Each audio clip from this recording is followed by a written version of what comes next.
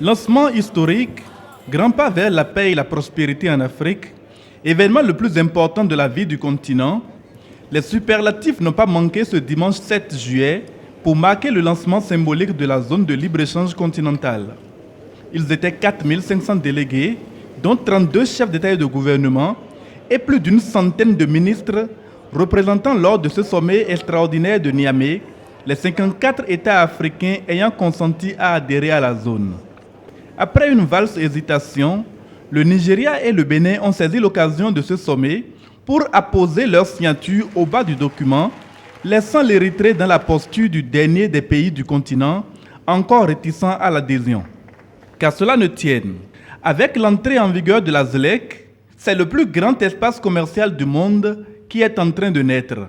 Un marché d'1,2 milliard de personnes qui devrait être actif à partir de 2020. Même si la libéralisation du commerce intra-africain devra encore être progressive, la ZLEC est destinée à favoriser les échanges au sein du continent et à attirer les investisseurs. L'Union africaine estime que sa mise en œuvre permettra d'augmenter de près de 60% à l'horizon 2022 le commerce entre les États membres.